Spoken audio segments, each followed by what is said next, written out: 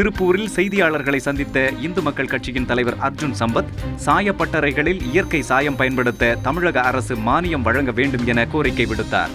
RSS தொண்டர்கள் கைது செய்யப்பட்டது தொடர்பாக தமிழக அரசு மீது நீதிமன்ற அவமதிப்பு வழக்கு தொடரப்போவதாகவும் அப்போது அவர் கூறினார்.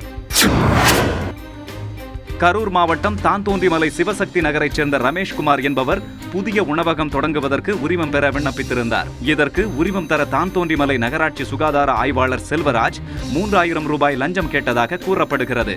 இதுகுறித்து ரமேஷ்குமார் அளித்த புகாரின் பேரில் திருச்சி லஞ்ச ஒழிப்பு போலீசார் செல்வராஜை கைது செய்தனர்.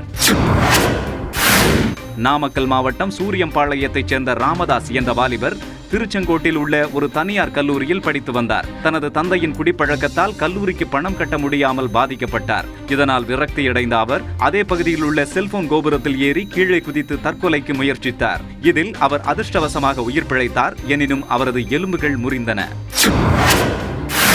நாமக்கல் மாவட்டம் ராசிபுரத்தை அடுத்துள்ள நாமகிரிப்பேட்டை பேரூராட்சிக்கு உட்பட்ட 13வது வார்டு பகுதியில் சாலை வசதி செய்து தரப்படவில்லை என அப்பகுதி மக்கள் குற்றம் சாட்டி வருகின்றனர்.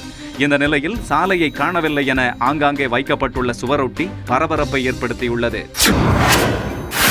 திருவண்ணாமலையில் உள்ள அண்ணாமலையார் கோயிலில் ஒவ்வொரு ஆண்டும் உண்ணாமுலையம்மனை ஆற்றுப்படுத்தும் வகையில் ஐயங்குளத்தில் தெப்பத் திருவிழா தொடர்ந்து 3 நாட்கள் நடைபெறுகிறது.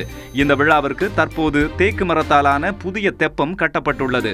45 லட்சம் ரூபாய் செலவில் கட்டப்பட்டுள்ள இந்த புதிய தெப்பத்தின் வெள்ளோட்ட நிகழ்ச்சி நடைபெற்றது. இந்த நிகழ்ச்சியை ஏராளமான பக்தர்கள் கண்டு ரசித்தனர்.